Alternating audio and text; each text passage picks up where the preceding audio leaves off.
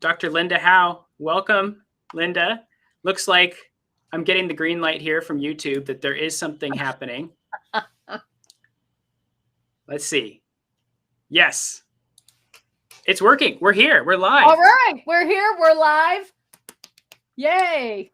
And good to see you too, Linda. Yeah. So when was it that you were in store, which is kind of like a rarefied experience now? When was it when you were with us? How about it? Do you know what? I think it was it 19? It was March of 20. No, it wasn't March of 20 of 19. Yeah. March of 19, early in the month. Yes. Wow. Little did we know. Right. And we thought those were challenging times. Yeah. Not just quite. Just a little blast from the past. In 2019, April and I were, who was working with us at the time, were looking all over Seattle for a new location at that time. And right before the lockdown happened, we were about to sign in a location in Kirkland.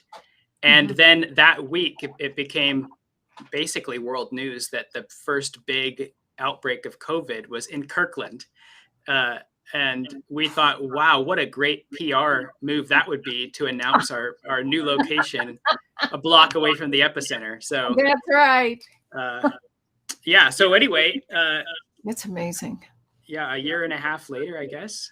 Yes. 2.5 years later, I guess. 2.5, whatever it is. Yes, 2 years. Yeah. 2.5 years. Mm-hmm. Okay. Well, to give some context, it looks like we have 8 people who are actually watching live on nice. Facebook and YouTube. Welcome. We have this fancy thing called Restream. So in order to justify the cost of it, please leave us a comment so I can see you. I think if you comment on YouTube or in Facebook, they should get funneled in here, and we might even be able to take some questions. I don't know, Linda. Good. Later on, but I wanted to kind of seed the context of our conversation today. Linda's going. Oh, look! Hey, Natalie. Hi. So Linda's going to be presenting with us an evening event in September, as well as a workshop. Last December, she came out with her most recent book, Inspired Manifesting: Elevate Your Energy and Ignite Your Dreams through the Akashic Records. And so we're doing an event focused on that. That's basically the workshop, isn't that right? That's going to be more dialing into the content there. Yes. Okay. That's where we'll dig in deeper. Yeah, good. So let me just start with introducing you to folks here and to the folks that watch the replay. Dr. Linda Howe, we've carried her books ever since the first one came out. We've carried them, and she's been in high demand all over the world for illuminating and teaching people to access the Akashic Records. Her book, How to Read the Akashic Records, was published from Sounds True in 2009. And like we just said, we got to host her in person, which was a real honor and joy just about 2 years ago. And after 25 years of practice with students from all over the world, she also shares through teacher training, classes, and events. You can learn more about her work at Linda Howe, HOWE.com. And of course, as we mentioned, September 16th, we're doing an evening, 5:30 to 7, shining Akashic light on your soul's purposes. And then 2 days later on Saturday morning, we're going to be talking about, she's going to be leading us in a workshop on inspired manifesting, raising your vibration, activating your dreams through the Akashic Records. So you can find out more about that on our website. You can register there at eastwestbookshop.com. And we're going to just start off with, Linda, tell us, how did you, before we talk about the Akashic Records, how did you get into what you do, into living a spiritual life and helping others to unlock, that intuition? How did it start? Was it in childhood or? No, listen, Bima, this was not like on my to-do list, it never, and I certainly, listen, I'm from Chicago. I didn't even, Akashic, what is that, really? Whoever heard of that, right? I certainly never did. So this isn't something I consciously planned, but it's more like a destiny that I stepped into, yeah? So but here's my, I don't know, disclaimer, whatever the heck that. But you know what? I was raised, I'm from Chicago. I was raised in a traditional religion, and as a child, I was a bit of a religious fanatic. Okay, as much as my childhood would allow, which wasn't very much. But I thought, oh well, this is fascinating, and I thought, oh, there's something going on like in these churches, right? Mm-hmm. But that was as far as that went, because my job was to become a person, and so I took that very seriously. And sure enough, right? But here was the thing: I understood that if I did everything right, if I was a good girl, followed the rules like that, studied hard, if I did everything right, I would get to be happy. Well, lo and behold, I woke up, I was 24. This is so bad. I wake up, I've got everything I thought I always wanted. I've got a fabulous apartment, got a lot of shoes. I like shoes then, I like them now, right? But I mean, I had a good life. I had a wonderful job that I hated. But it was a cool job. Do you know what I mean? It was a very cool job. Whatever. And I thought, wait a second here. My life on the outside, it looked fabulous.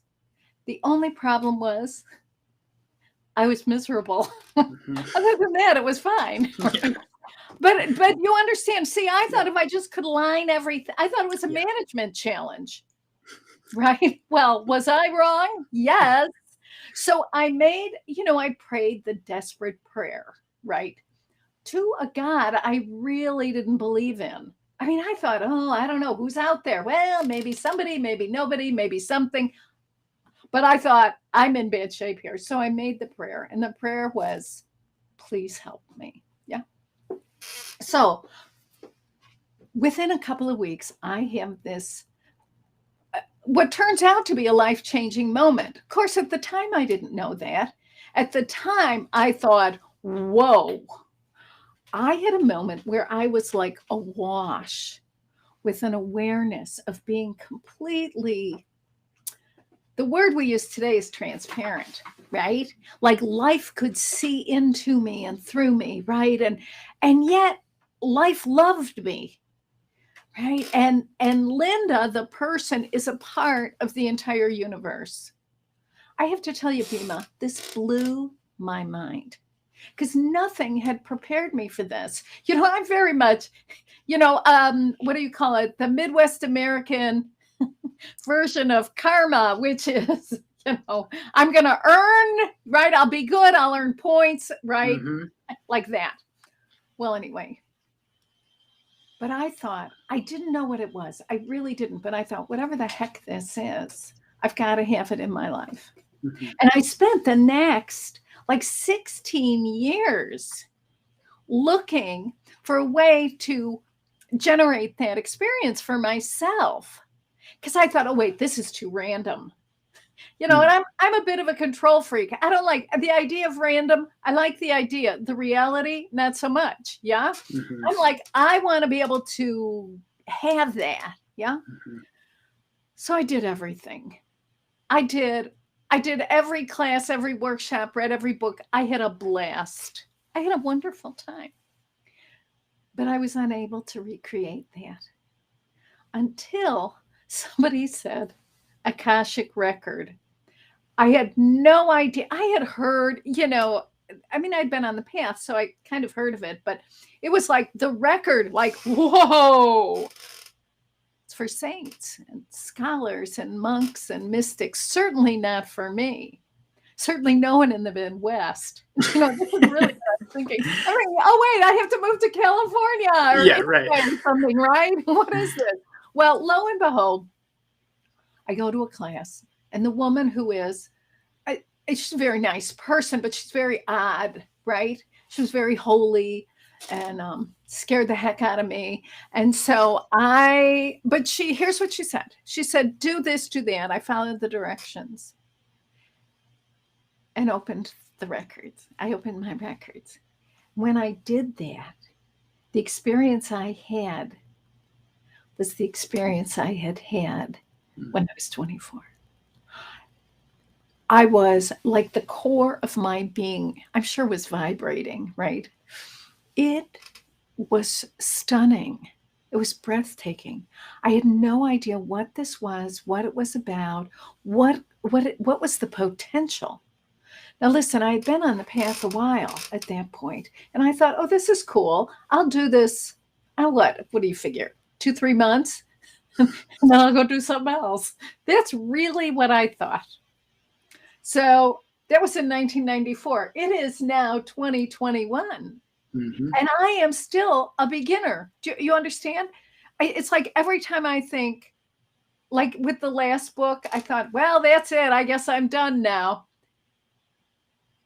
But that's not true, because I opened up my own records, and you know what? There's more. Which, when I first came into the records, because I was like, what is this? What am I doing? Like that. And it came to my awareness that this is an infinite spiritual resource. I was like, yeah. Whatever. See, I thought I knew what that was.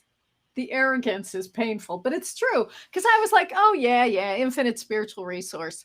But see, I didn't know what that meant. Do you know what I'm saying? Oh, God, jaded as heck, right? So I didn't know, like in my experience, I want to say, plow through like a whole body of awareness and understanding, right? And then I would think, oh, well, that's it. And then a whole other dimension would open up to me. As my life, as me, the person, as I have needed the record to grow and support me and give me insight, guidance, and wisdom, it's been consistently available. Mm-hmm. Not in the way I thought it was. See, I thought when I first went into the records, I thought, oh, great, there's going to be this big golden book and a bunch of guys in brown robes. And I would say, what should I do next? And they would say, do this. And I would do it. So if anything went wrong, I would say it was their fault. Listen, I got an airtight case, but that's not how it went. I go into the records. I'm like, what should I do? I get things like, you should do what makes you happy. I'm like, get out of here. I don't believe that. But it's actually, it turns out it's true. Anyway, so, I could obviously, I'm going on and on. No, Linda, I really appreciate you, because, you've already covered some of the things that I was wondering about. So maybe could you give us just a definition or from your experience of what the Akashic Records are? Yeah. Okay. This is really something. Okay, here's what this is. All right. The Akashic Record is a vibrational archive of every soul and its journey. And each set of records has 2 parts, one permanent and one fixed. Or no, one fixed and one evolving, and they travel together. Yeah. So here's how this goes. So Akasha, right? Akasha, it's a Sanskrit word. You know that. It means primary substance, that from which all things are formed. So we're dealing with like the real raw material of life. Like whatever it is that makes life, that's what the record is. Before we start bombarding it with our human, with our intentions and all that, it just is that. It's raw. Okay. So it's a vibrational archive, the Akashic Record, vibrational. That means it's invisible. See, the fascinating thing about vibration is that we can sense it, right? Mm-hmm. But we can't see it with the human eye. We don't see it with the strong eye. We do not see vibration, but we sense it. And the way we sense it is through our human emotion, not through phenomena, right? Like buzzing in the ears or warm tapping on the face. All that is cool. It's not vibration. Vibration is when we are in the depth of despair. That's a vibration. Exhilaration, that's a vibration. And it's a long, there's a journey from one. So it's a vibrational archive. So it's a treasury, right? It's a collection. Mm-hmm.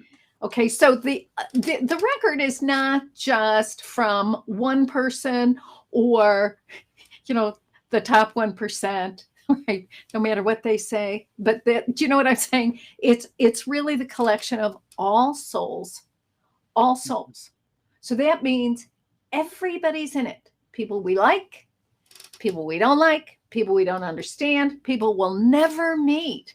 All together, we make up the record. And so it's every soul and journey as human. So I mean, certainly over at East West, you guys know all about this. There are whole schools that talk about in the reincarnational cycle, people go from being human to animal and back to human.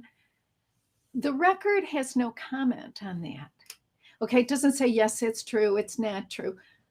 The record, however, does not hold information about non-human lifetimes. Okay, so that also means sometimes people want to know about their star seed name or their group or whatever, right, from other galaxies. The record is related to the Earth. So if indeed, sometimes, we may be on other planets. I don't know.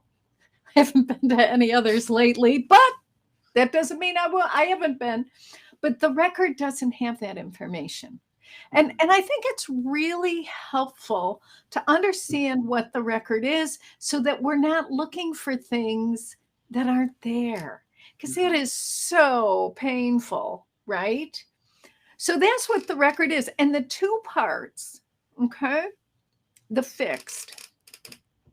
At the inception of the soul, there is something called the divine, there's the divine impression of who you are. So it's the fabric of the soul. It's as if the light, the divine light, we could call it, shines on the fabric of the soul, impressing into that material, which is actually love, right? That's what the soul is made of.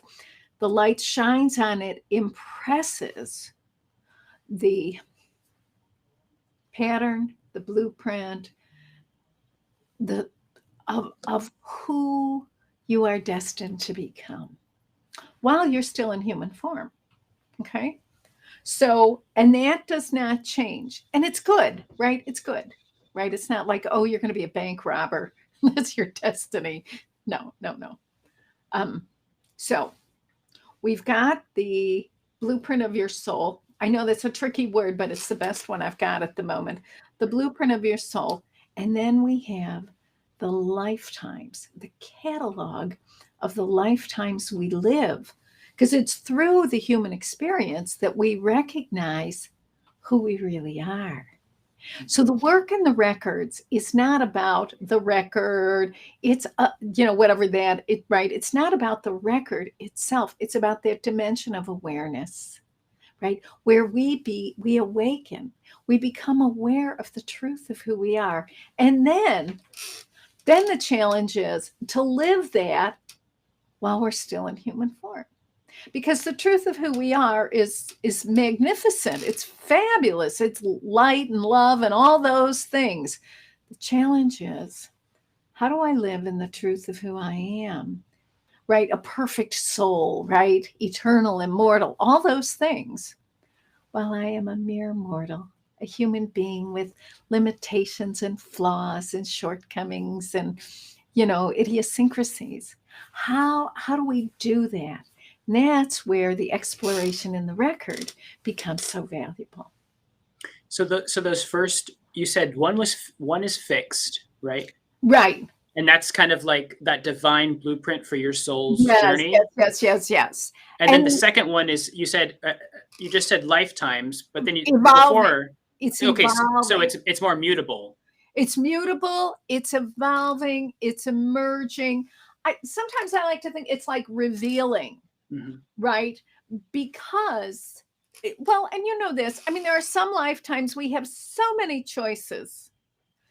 Other lifetimes, not so many, right? Mm. So there are some lifetimes we come in and it's like, whoa, it's just, it's like a karmic imperative that we use our minds and we make choices and decisions and right, we enact whatever we're here to do.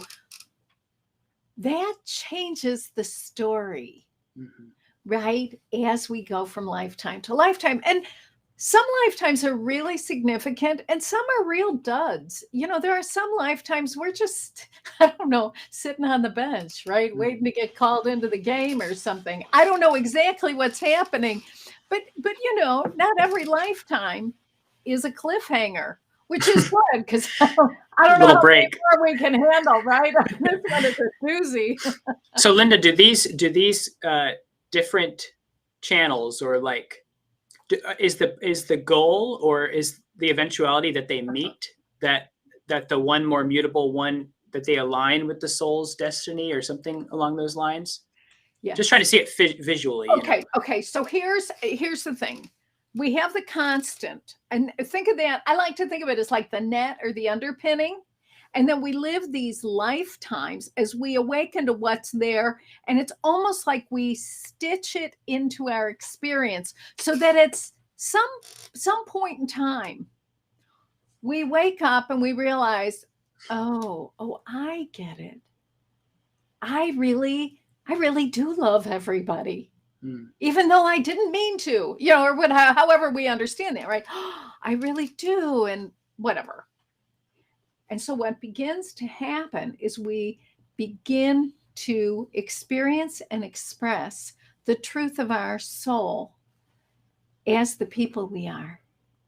So the idea is that the blueprint of the soul is expressed through the human being that we are. So kind of like dipping in and bringing that out more and more. Bringing it out more and more. And it's almost like, did you ever work in a dark room, Bima, where you've got you've got a negative, yeah? And you shine the light over it and, you know, you kind of play with that a little bit.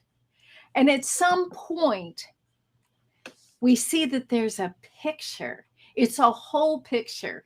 But it takes a little time, right? And there's adjustments to be made and fine tuning. And I mean, we throw a few chemicals in and we do whatever, right? And then we hang it up to dry. But the fact of the matter is there's this whole experience so that at the end we get a whole picture.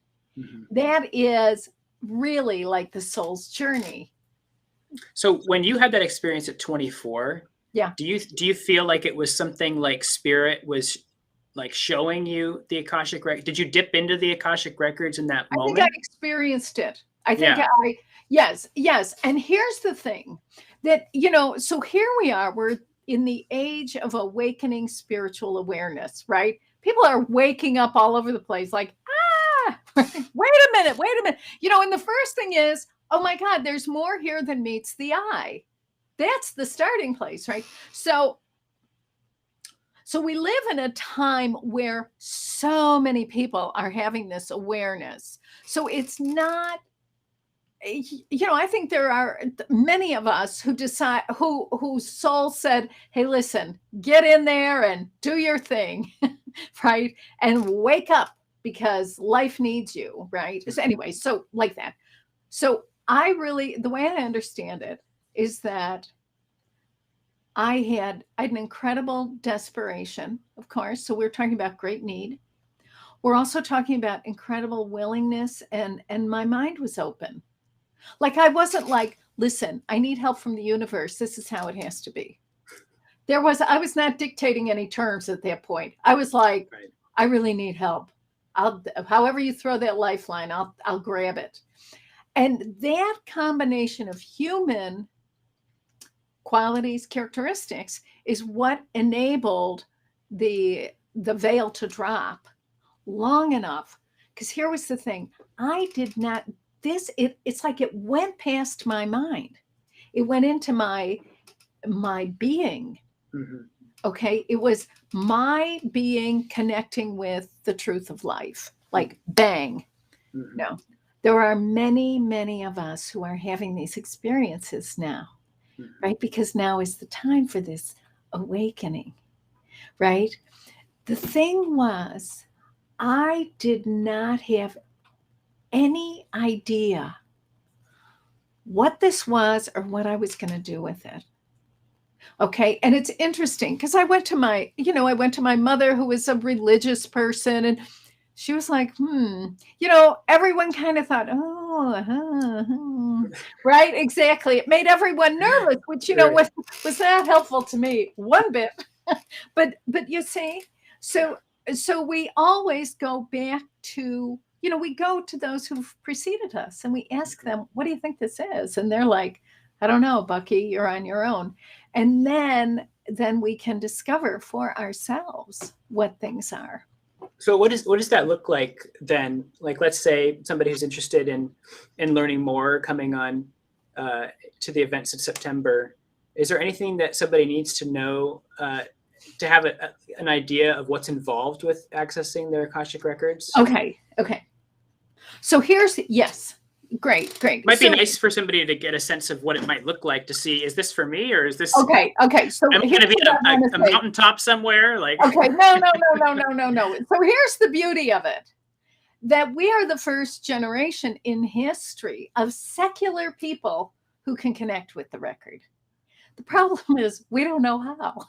So, it's like, here are the keys to the car. Good luck. No. Here's the keys to the car. And one of the first things we do in the class is we'll learn how to connect with our records, conscious, responsible, and deliberate. Okay, so you're not going to you're not going to be unconscious. We're not trance channeling. We're not pulling disincarnate entities into our vocal cords. And if you do, I'll have you leave. No, you know what I mean? That's not what we're doing. What we're doing is we're opening up so the light of life can connect with us. You don't even need to be psychic, right? You don't have to be psychic and have supernatural abilities. You don't need to see or levitate or do any of that. You just have to be a person who has an awareness that there's something more here. Okay, that awareness is the clue that you have the ability to do this. So most of the people who come to my classes have had an encounter with the record earlier. The problem is they can't get there on their own. Do you see? And in the saying of the prayer, I work with the pathway prayer process, which came to me in 2001. And that's actually something, it's in all my books and materials and stuff. And I teach it globally, people all over the world, China, Russia, everybody, people can use it works. This thing works. Okay. So in the saying of the prayer, we have a slight shift in our awareness that gives us, it doesn't give us a connection. We already have the connection. What it does is clear the channel so that we can be more deliberate in engaging with that connection. Okay. And so in the saying of the prayer, once we say the prayer, so we're going to do some work with soul's purposes. We'll do some work with manifesting, and we'll have a chance to shine this Akashic light, which is very kind and, thank goodness, appreciative and understanding. We shine the light on the soul so that the truths that are already embedded in there can come into focus. Do you know, I know for myself and for many of my students, I've always had this sense the truth is within. And people have said to me, what are you worried about? The truth is within. My question is, how do I get there? Right. How the heck do I get there? In the saying of the prayer, we have a slight shift in our consciousness so that we can get there. So that all that wisdom, right, that people have been accumulating over lifetimes, anybody who's, first of all, everybody who's with us today, and look at all these wonderful people and great stuff, this is great. But see, you're here because you already have an awareness, like, wait a second, whatever this Akashic thing is, whatever she's talking about, I have a sense of it. What you need to be successful. So you need to have a desire to have this connection be improved. Mhm. Okay. The sincerity, right? That desire is really paramount. The other thing is you need to have an accurate understanding of what the record is. I mean, if you're looking for divination, fortune telling, which I love, I'm down with it. That's not the record, right? So you want to be clear, like the record, if you need to know when, where, like this, absolutes, this is not a hard science. This is about who am I? Who am I becoming? What is my relationship to my life? How do I mine those inner treasures and let them come to the surface and actually bring them to the world? Because, I mean, if you read the paper this morning, you know, it's kind of a mess out there. Mhm. And the world really needs our gifts, our talents, our abilities. This is not, it's not a joke. It's not an accident. You know, people who love animals, there's a reason for that. People who love to cook, there's a reason. You know, all of this is good. In order for the whole world to work, each one of us must be able to identify, experience, and express those things unique to who we are that give us a chance to unleash all that love that's within. That's really why we're here. Mhm. So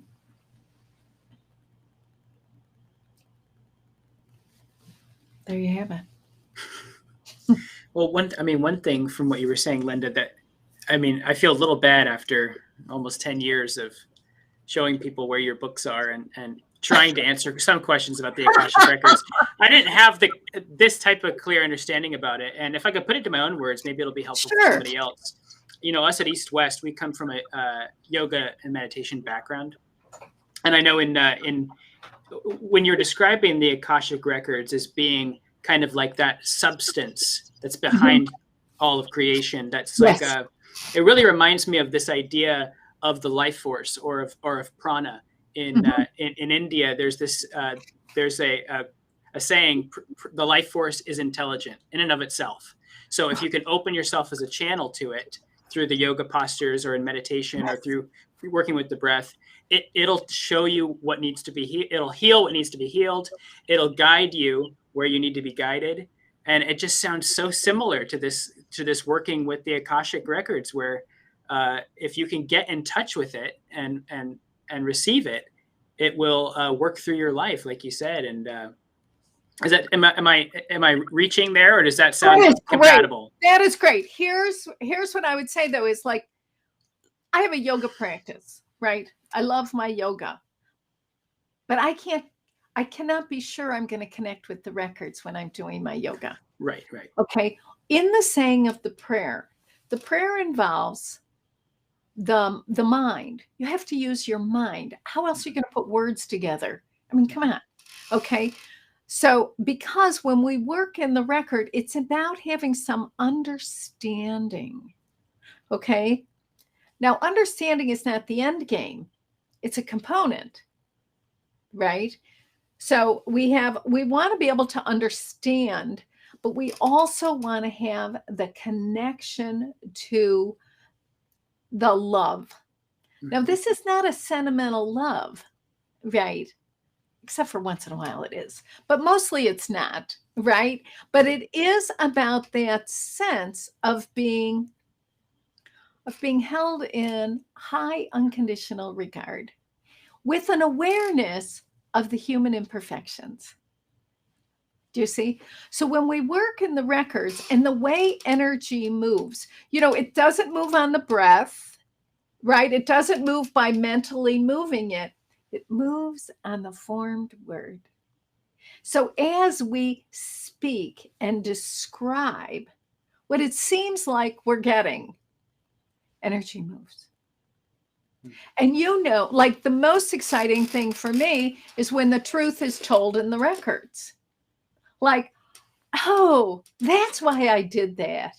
You know, whatever the reason is, right?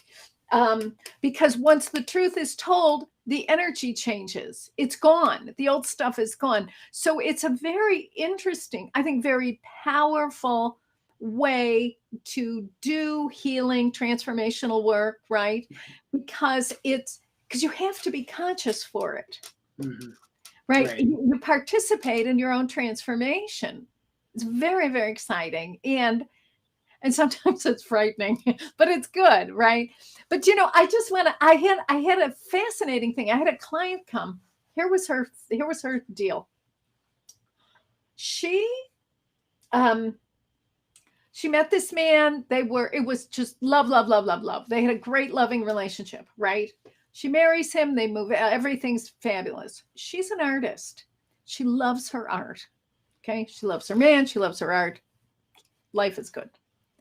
She comes back, I don't know, maybe 2 years later.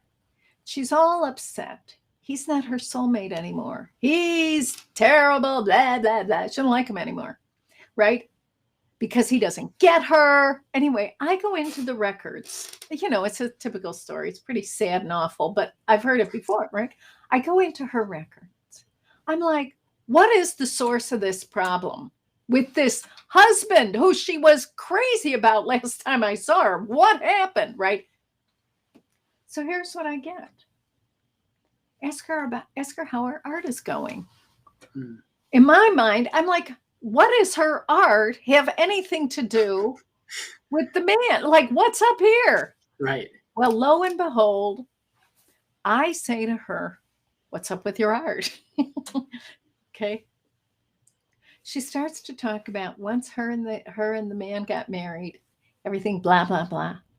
Little by little, she stopped going into her studio. The less she did her art, the less she loved him. So it was very interesting. It looked like a relationship problem.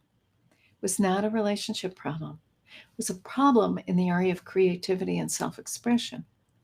And so I'm in her records and I'm like, what do I say? I'm very whatever. I'm like, what do I tell her? And the guidance I get is tell her she wants to save the marriage. She has to go back into her art studio 3 times a week. I'm like, this is the craziest thing. My mind is like screaming the whole time. I tell her this. First, she's upset, right? Because she wants to, I don't know what she wants to do, cut cords or something. Anyway, this stuff. So after she has her tantrum, she starts crying because she realizes how much she's missed being in her studio. So she goes back and about 6 months later, I get the call from her. Everything is great again. So the thing is, like, sometimes getting to the truth is a little tricky, because the truth is not always what we think it is. Logical. Right. It's not so logical. It's like, hey, right. But it made the difference, right? And that's really how this works. Yeah. So you felt that, you tapped into it, you vocalized it, and your reasonable mind was saying, wait. Right. Really? Art studio 3 times a week? But it was what was trying to happen, and for her, and you got to be the vessel to do that. And yes. Yeah. Yes. Well, viewers, that's pretty exciting. I don't know, to be able to, I mean, like you said, this isn't a divination practice, but what is the root of people trying to get readings? And they want that clarity. They want to be more in tune with their life purpose. And yeah. Well, and here's the thing: the people who come to see me, they are not knuckleheads. They have dreams and hopes and desires that they might keep a secret. Right? They don't want anybody to know, whatever their real thing is. But this is the big challenge, is like, this is a pathway through which people can make a more conscious connection with their own soul that empowers their ability to make changes and become the person they're meant to be. Because I mean, you talk to people all the time. You have a whole bookstore on this, right? People, they just want to be their true self. That's all they want. But they need a space to explore it. Some of us, especially in the spiritual, segment of the population, we think we're supposed to just know these things, or, we'll see it on a fortune cookie or something. Okay. It could happen. But for most of us, it's a process, right? And it's where we get to look within and discover our truth and then live it. And that it's a process of spiritual awareness and application of spiritual principle. And those two together bring us the transformation we seek. I mean, it's definitely, if you ask enough questions to somebody, the root will always be, in my experience, how can I be happy? How can I do what I was born to do? So exactly. Yeah. Exactly. And culturally, we are also, I mean, we're a first generation for many, many things, but we are the first generation that has this level of choice, right? I mean, if you talk to, my grandmothers, no one ever said to them, and what do you want to do when you grow up, dear? Yeah. It never happened, right? I mean, there's a whole world, and many places around the world, there's no choice. Right? It's just the way it is. I mean, you're born on the farm, you die on the farm, right? But we are in this time and we think, oh, I should know how to do this. But we don't know how because nobody before us, right? It's actually very new. It's only probably in the last 50 years that people are like, oh, wait a minute. I think I'm here to be happy, whatever that is, right? And we're all like experimenting. Yeah. And whatever that means, like you said, your purpose may be as simple as you love to cook. That's the best way that you're going to share that love and light in the world, is through that means. And it doesn't look logical, but that's not saving the orcas, or something external, it's like, yeah, but what are we actually here for? Let's hear what the truth is. Exactly. And you know what? I have a client who, she's so upset, right? She's all like tangled up because she's upset about her soul's purposes. Somebody told her she was supposed to write a book. Here's the problem. She doesn't have anything to say. Yeah. And she doesn't want to write a book. She's like, yeah. I never like, okay. But here's the thing. We're talking, and it turns out that she is a person, like her kids and her kids' friends, she loves the kids.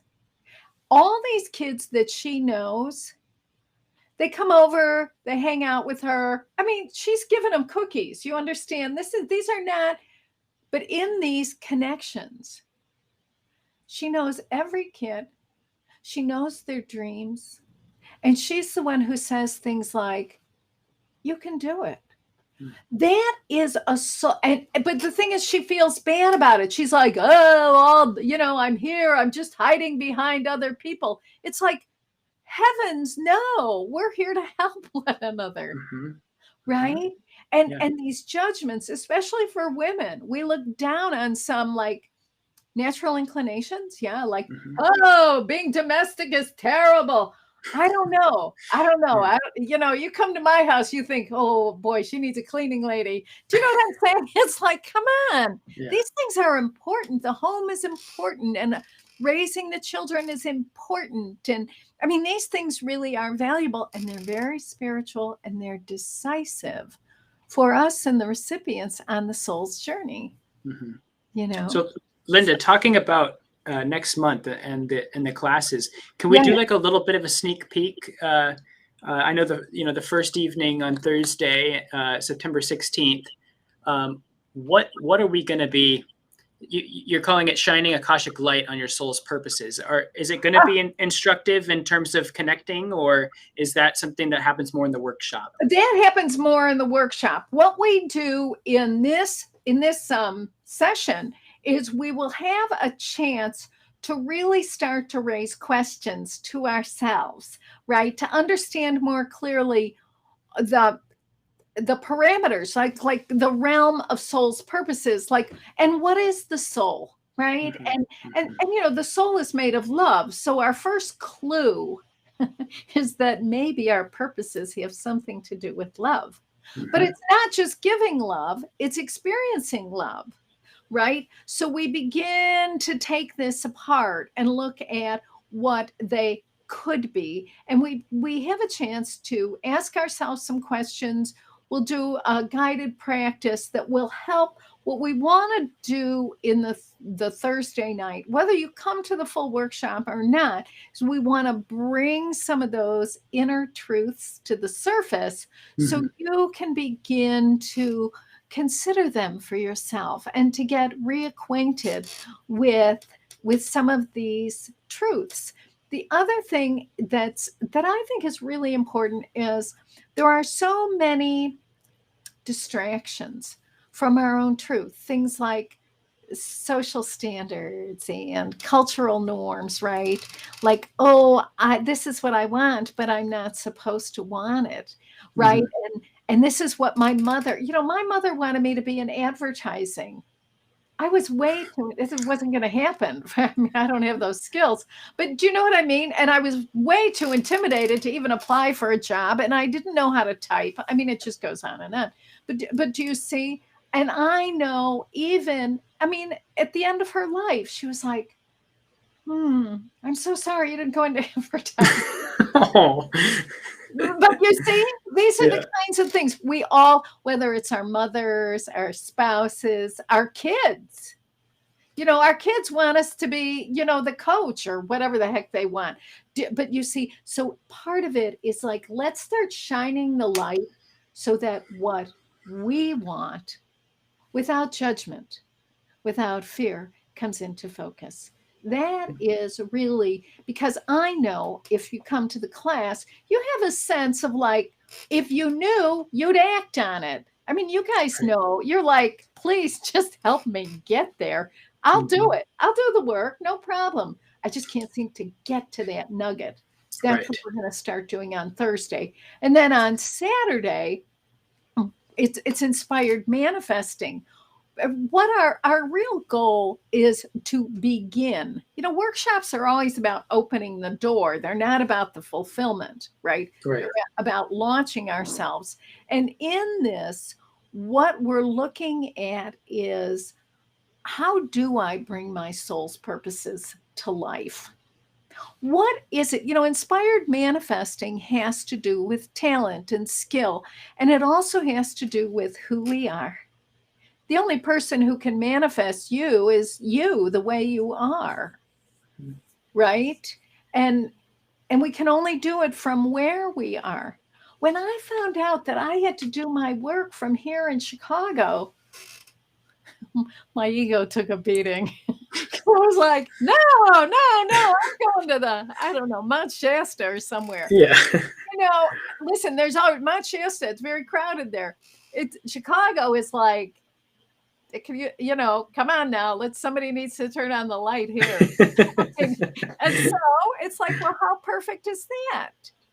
But see, that's what we start to do. So because inspired manifesting really has to do with bringing the very best, like your treasures. Like I know, my treasures, all this Akashic work. Honestly, as a human being, it never occurred to me I'd be doing this, but here I am. But it's like looking like, what's true now?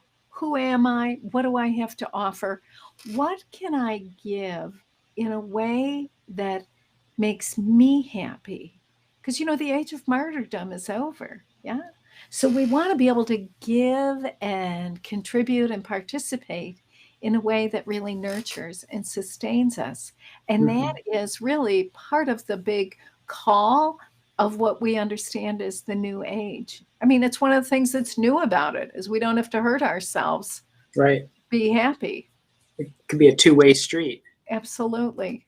One of the things we actually were hosting, I think it was earlier this year, that the last 2 years have really kind of melded together for me.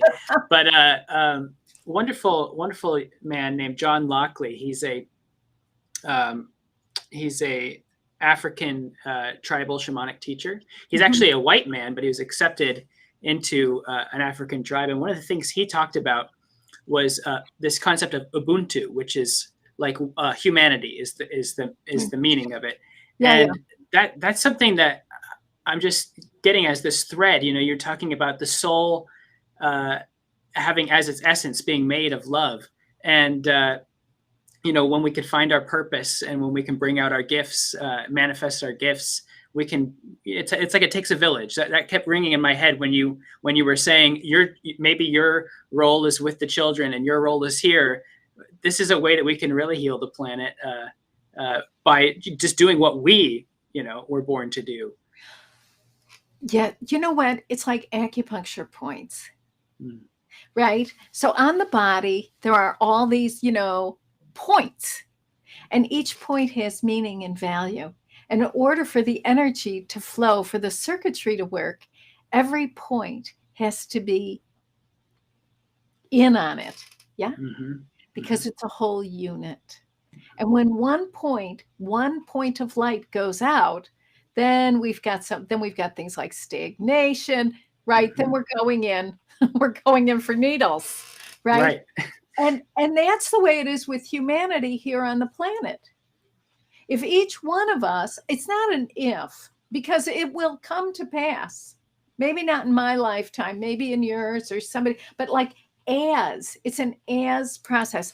As I live my truth as I understand it, as you live yours, what starts to happen is that then the collective shifts. There's no collective outside of us. We are the collective. So I'm sorry to say, you know, I'd like to say, hey, somebody out there needs to do something different. But oops, you know, it's all here. Yeah. Right. So it's like the true meaning of we're all in this together. You know, it's the deepest sense. How about it? Yeah. Yes.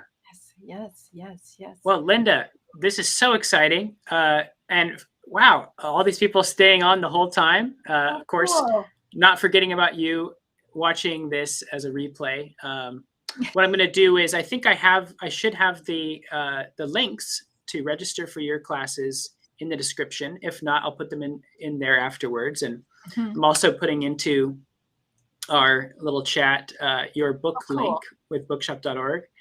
And we just really thank you for taking this time to share with us. I know we have some comments here. I want to read some of those before we go.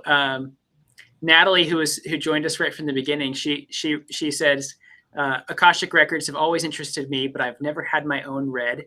And I know Coy was saying, do you still do readings, Linda? One-on-ones? Do you know what? I'm not doing them like right now. Yeah. I'm involved in some other projects, some international projects, but I do have a waiting list.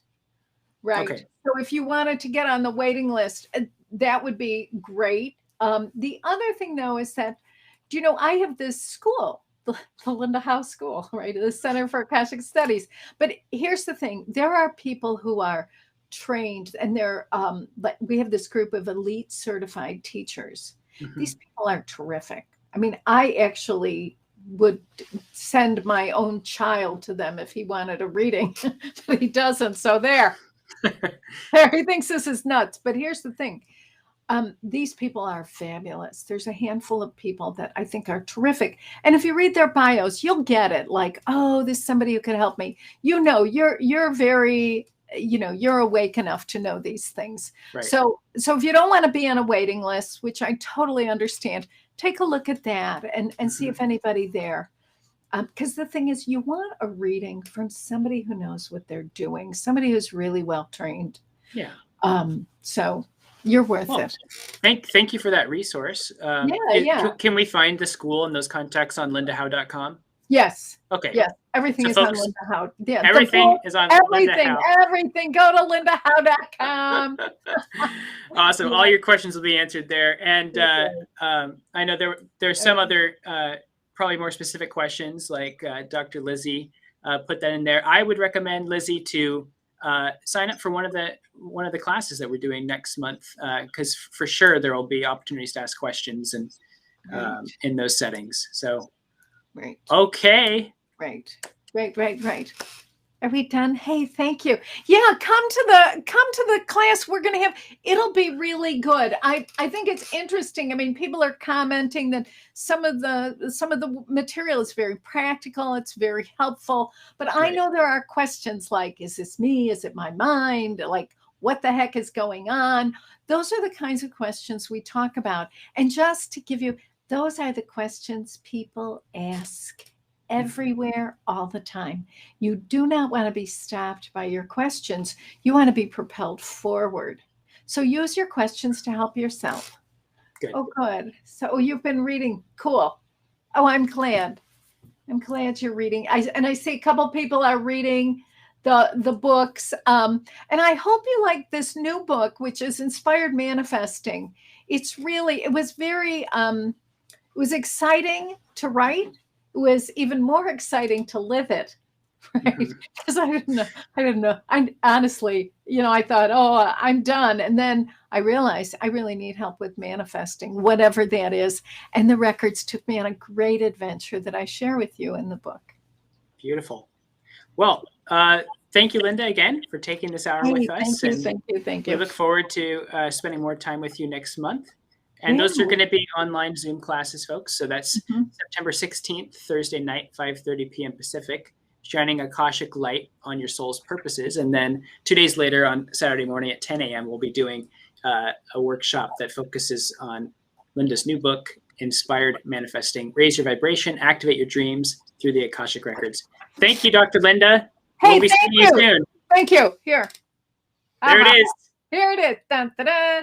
All right. Hey, thanks for coming, everybody. I'll see you guys soon. Bima, it's always good to spend time with you. Thank you very much. Likewise. Okay. Thank you, Linda. Ciao for now. Bye-bye.